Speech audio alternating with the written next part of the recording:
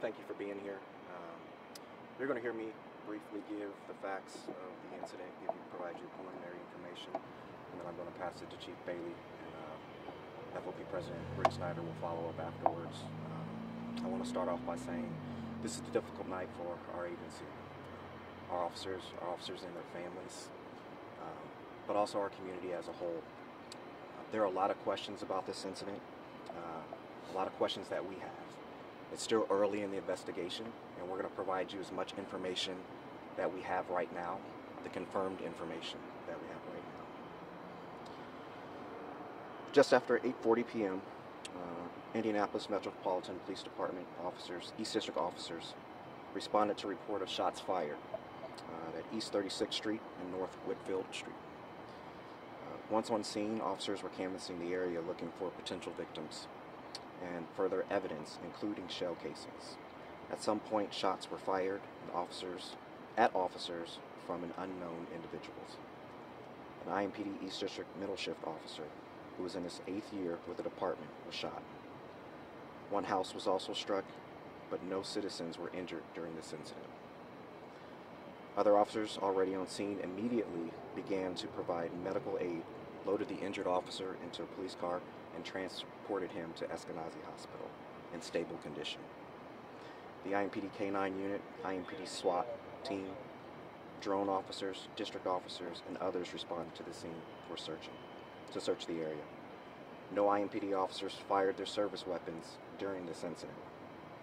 The involved officers were equipped with body-worn cameras, which were activated during the totality of this incident.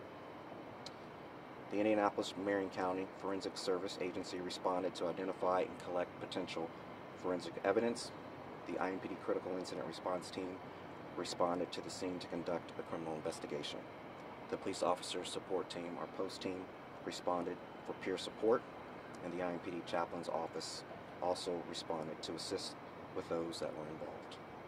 The IMPD Victims Assistant Unit responded to assist officers, detectives, and family members. The FBI and ATF are on scene assisting with the investigation.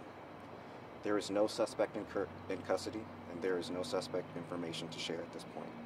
Detectives are asking for anyone who lives in the area with doorbell or surveillance video, or anyone that saw anything, to call 327-3475 with additional information, or they can call 327-262-TIPS. Chief, could you spell? We're not taking questions. So this is first and last name. I'll give it to you. Okay. Chief. Well, just moments ago, myself and the family and the officers that are gathered up in the second floor of Eskenazi received an update from the doctors here. The officer is in stable condition. He had surgery this evening with one gunshot wound to his abdomen and one to his right arm, and it's expected to make a full recovery, although he's going to be in the hospital for some days.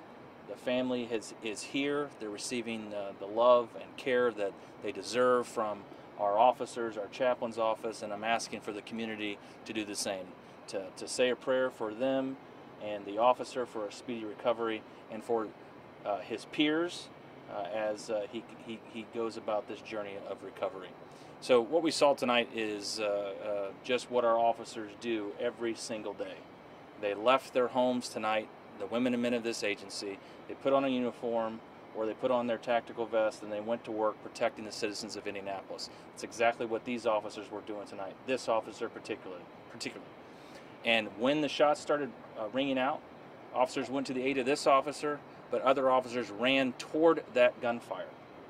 And anytime a law enforcement officer is attacked in our city or anywhere else, it's not just an attack on that individual or this police officer or the profession. It's an attack on our community. It's an attack on the rule of law, and cannot be accepted in our community.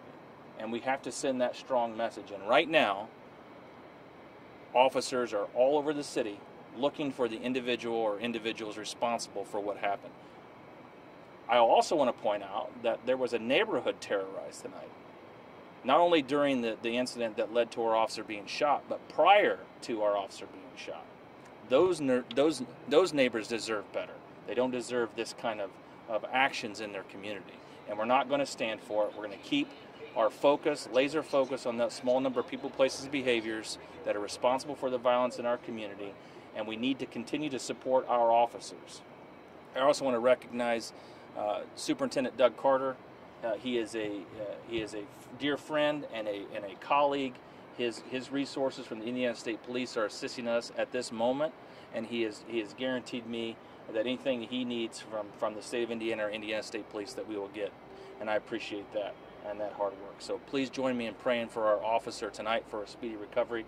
We're so thankful that he is that he's still with us, and he's in the hospital battling right now, and I'm so thankful for that. President Snyder.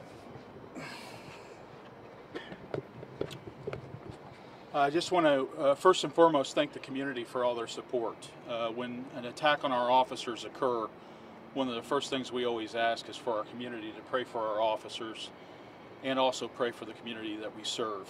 And Hoosiers around the state do that time in and time out, every time that we're in need of that. These are stark reminders of the dangers that our officers face. We are still averaging in this nation an officer being shot in the line of duty once every 22 hours in our country. And that's just the officer shot, not the officer stabbed, ran over by cars, and everything else, any other kind of attacks. It's a stark reminder of what they do. The women and men in law enforcement, though, they're aware of those stats. They also know that officers are dying in the line of duty once every 52 hours in this country. And people say, well, what do? They suit up and they show up and they go back to work and do it again. It's important for our community to know that your officers love you. They demonstrate that by standing the line on your behalf, all our behalf, throughout the day and throughout the nights, even while we sleep. And so we just ask that you continue to pray for this officer, continue to pray for their family, and continue to pray for our officers who are still out there working this scene, securing this scene, but also restoring peace to this neighborhood. Finally, I would say this. We're reminded of this quote, and I would convey it to the folks who have conveyed this evil act upon our officers. Evil may have its hour, but God and His righteousness will have His day. Thank you. Questions? The individual that you're looking for, is there reason to believe that he could cause more harm? Is there a threat to the community? There's no known threat to the community, especially on the east side right now, but anytime someone's willing to shoot at a police officer and shoot in a neighborhood where there's other people is someone we need to be concerned about. So that's why we have officers out right now trying to identify and understand who these individuals are or individual is, and take them into custody as quickly as possible. We prefer that that you do that in a peaceful way, and that you just maybe just give yourself up. That's probably best for everybody.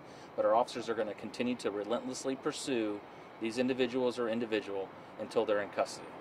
We know it's early, but were the officers getting out of the car to address those shots fired when someone began shooting at them, or what did that kind of look like? No, the officers were already out of the car. They were walking around in the neighborhood. There were some officers at the house. There were officers on there were at least 2 officers on this particular corner having a conversation or standing there when the shots came out, and you really didn't even know what direction they were coming from.